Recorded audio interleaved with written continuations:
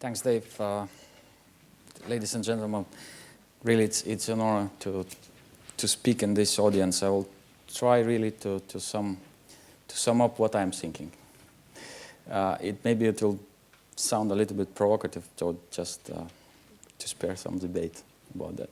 And I will read most of the time because I wrote it myself, but I had no time to memorize it. So first, what I wanted to say is really, should not be separate climate and energy policies. It should be an integrated approach for both.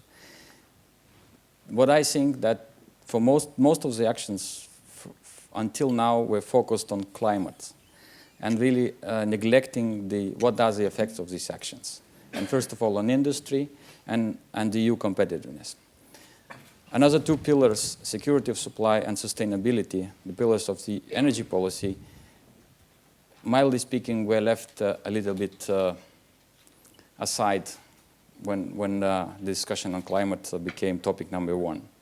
And all these pillars have to be in balance and have to complement each other. The goals themselves of CO2 reduction, renewables, energy effectiveness cannot be worked separately.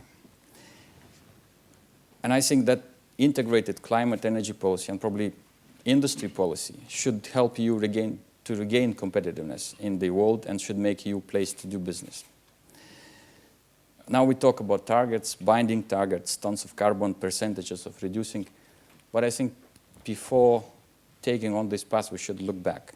We should see what lessons we can learn from the framework we have now, 2020. And I think we have a lot to learn. It's clear that targets do not fit everybody the same way.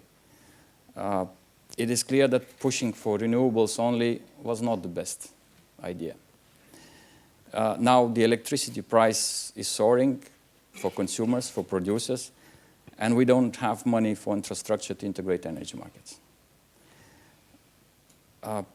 We should be more innovative and think more. We need stable framework, but we should see what are the costs, what will be the end result across the field, in energy, in industry, and in climate. Well, and each member state is different and has to work on different actions which better serve them. I'm not saying a la carte, but maybe CO2 for everybody is one thing, but we should really discuss that. And the goal itself should be a sustainable and effective use of energy in the beginning. And this will be the best contribution to the climate policy.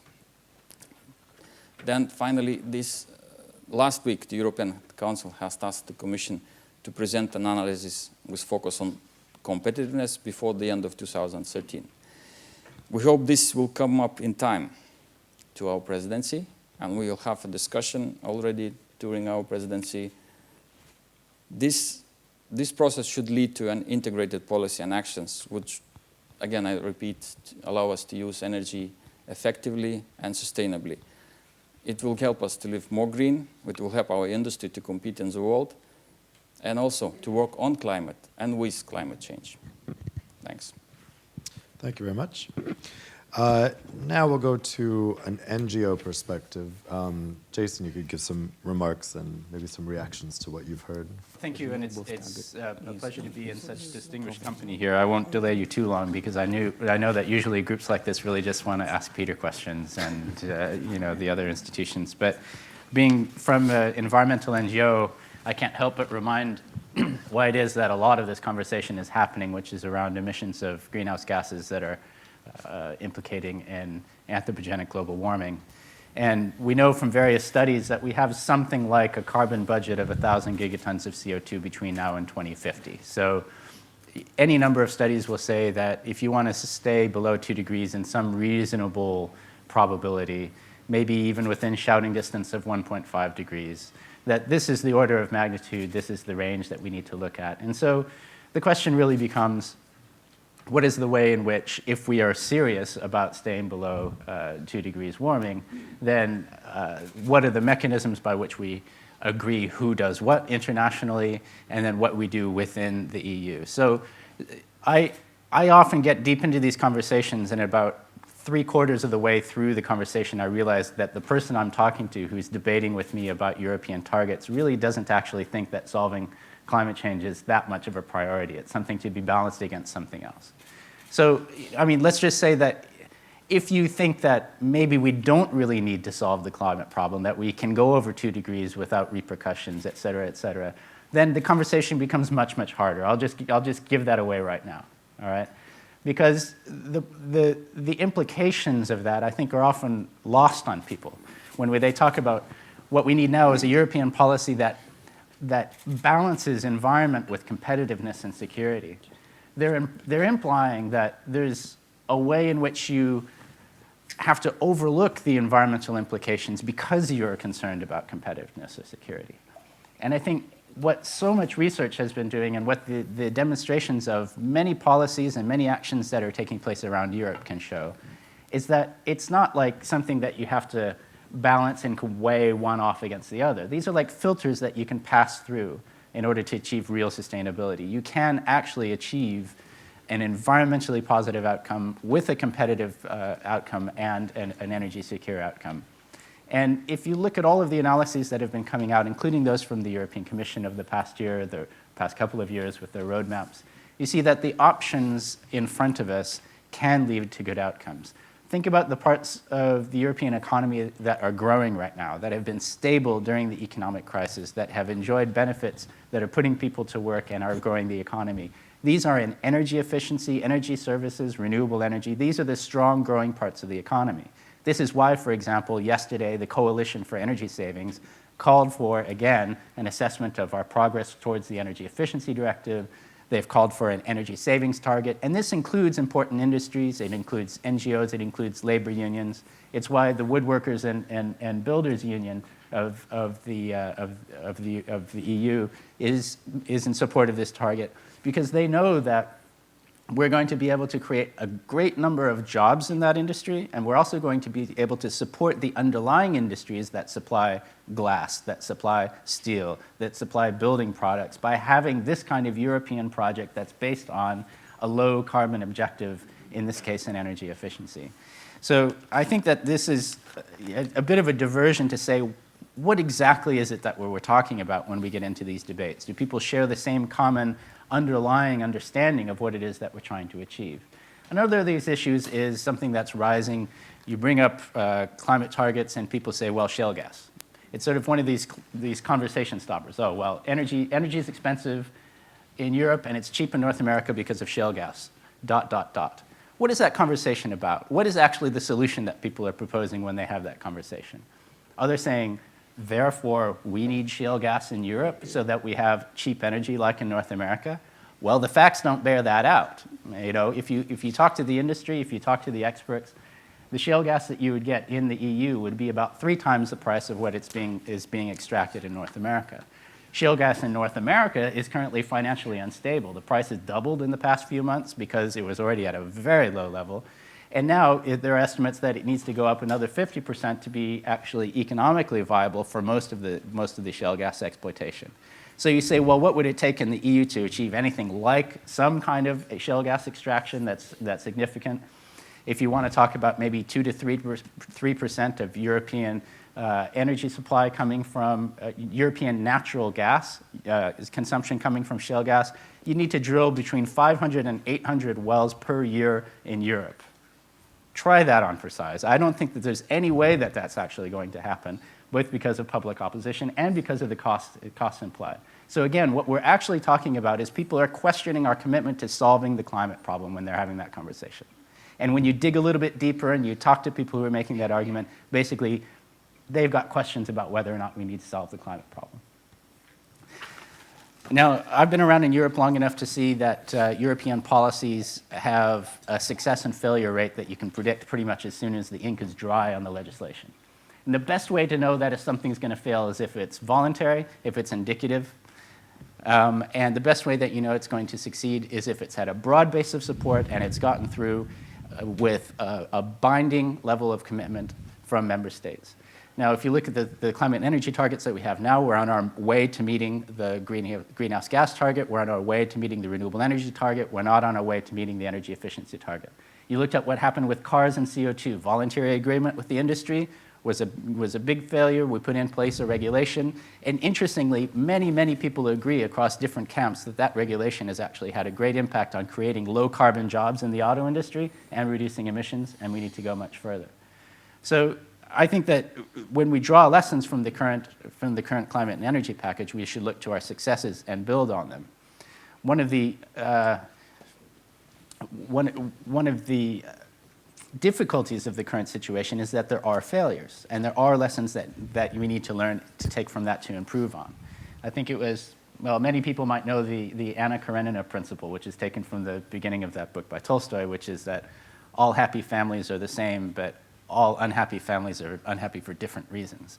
And there's an extrapolation of that in mathematical theory, which is that essentially it's very difficult for good, stable situations to stay good and stable because of the multiplicity of different variables that need to be held in place for you to have stability in that system. The Goldilocks principle, for example, why is there life on Earth? We're just the right distance from the sun. We have liquid water. The air temperature is not too hot. We have greenhouse gases, but not too many. You know, if you think about the complexity of the climate and energy puzzle that we're trying to solve, we're trying to create a reliable, affordable energy supply for all of our citizens and industry. We're trying to solve the climate problem at the same time. We're trying to create competitiveness for our economies. This is a complex puzzle. And the idea that you're going to approach this complex puzzle with a single instrument that works perfectly well seems very unlikely to me. You know, I think it was Einstein who said every solution should be as simple as possible, but no simpler. So what we're seeing now is a lot of ideas about simple solutions like a greenhouse gas target only. Whereas a lot of research shows you that if you're going to have a greenhouse gas target supported by the emissions trading system, you're going to have a carbon price that's so high in order to drive innovation throughout the entire economy that you're going to have a lot of windfall profits for some people and you're going to have a lot of pain for other people. Why not have a multiple targeted series of policies that boost renewable energy, that boost energy savings and cut greenhouse gases with emissions trading? The final thing I would say is that one of the reasons why some of the approaches that we thought in the past would work well but ended up not working well is basically if you're going to have something like a market system, you need a market, right? You need scarcity. Scarcity defines economics. It defines a market. So not only is there a lack of scarcity in the emissions trading system, there's a lack of scarcity in the system for trading credits under the effort sharing directive. That was meant to create a lot of benefits for economies, particularly in Central and Eastern Europe.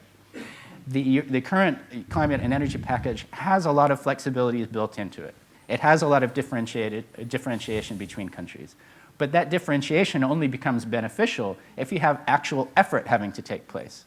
Now, this morning, Eurostat released statistics together with the European Environment Agency that showed we've already reached our 20% reduction target.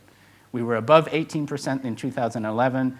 Energy emissions dropped by more than 2% in 2012. That means we're over 20% reductions by 2020. Now, the IPCC says that we should be up around 40% reductions. So now is not the time to say, well, I guess we're going to go into these international negotiations and tell people we reserve the right to increase our emissions for the next 7 years because on top of all of that, we have all of these offsets that we can use for our crediting as well. That seems completely nonsensical. We're actually in the position where we can keep driving emissions down. And I suppose at that point, you know, I can keep going all day, Dave, but I suppose I'll just That'll be fine. Thanks, Jason.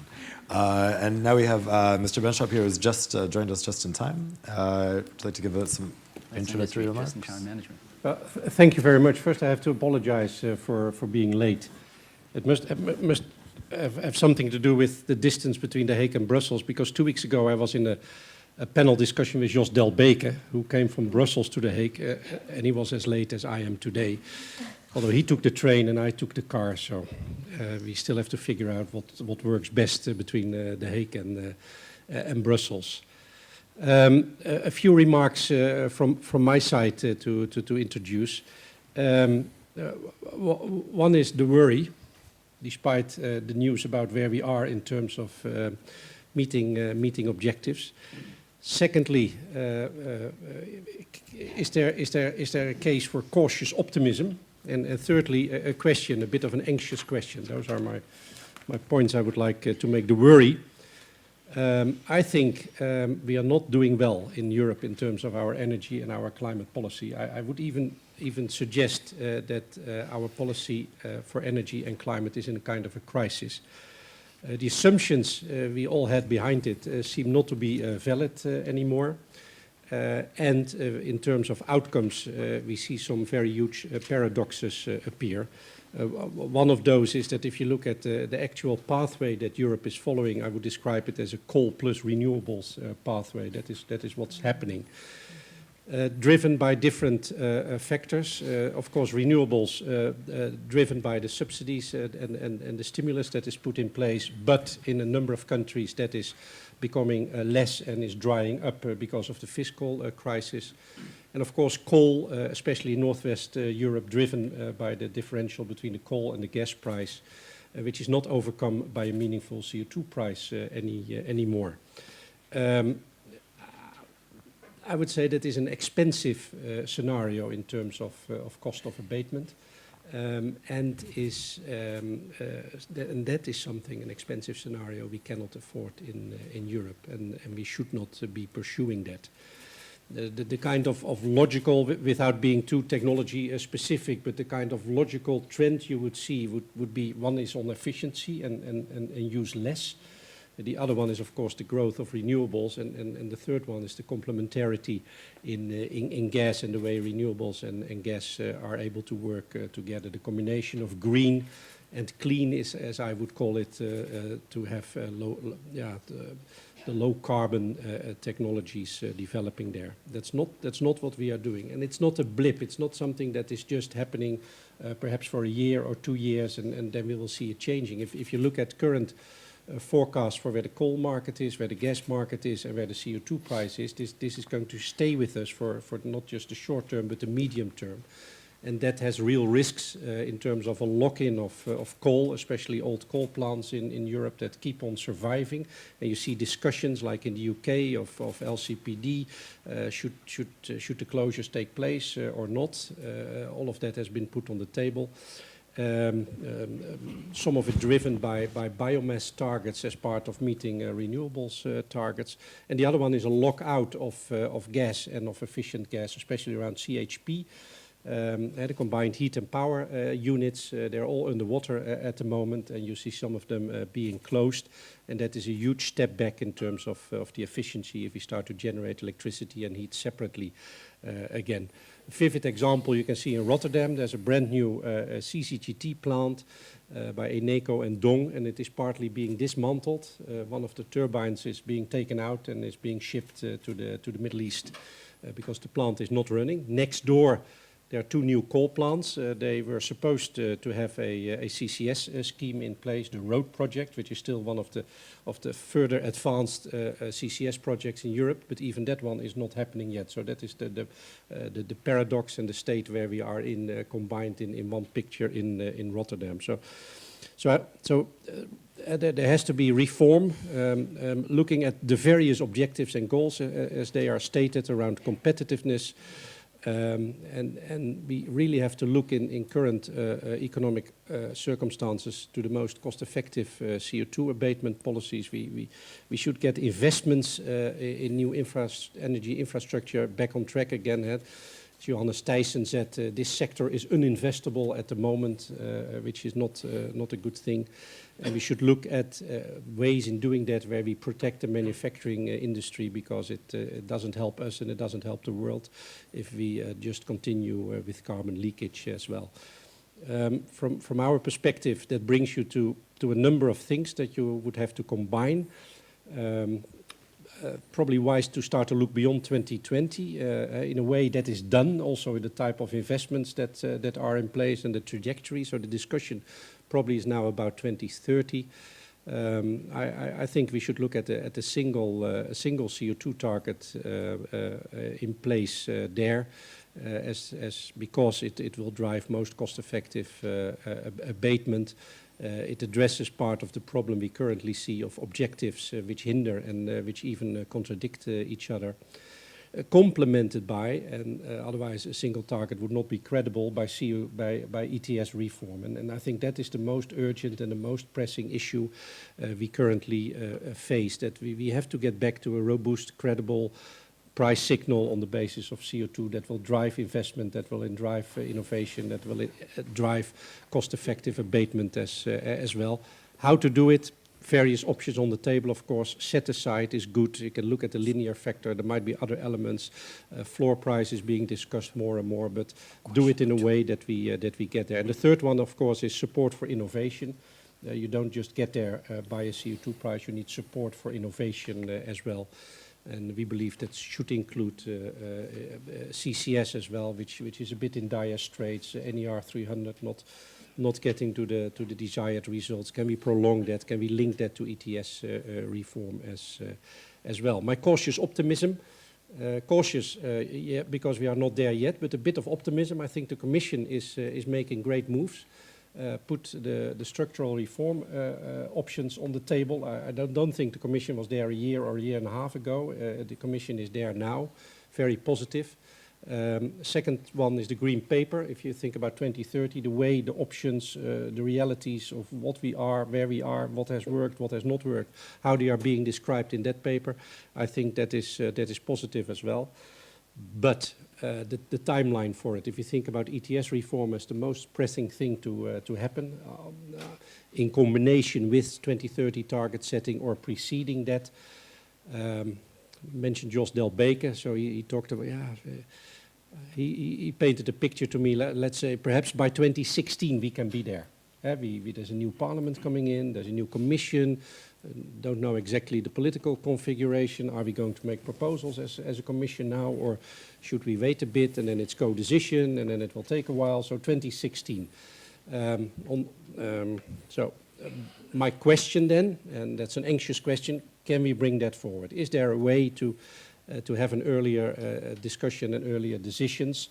Is there a window of opportunity? You can say before the German elections, probably things will not really move, and Germany is at the pinnacle of this European energy paradox, and is crucial to make things happen, and also ETS reform. And I think Germany is thinking along those lines, but not able to do it yet. So we have to wait for that probably.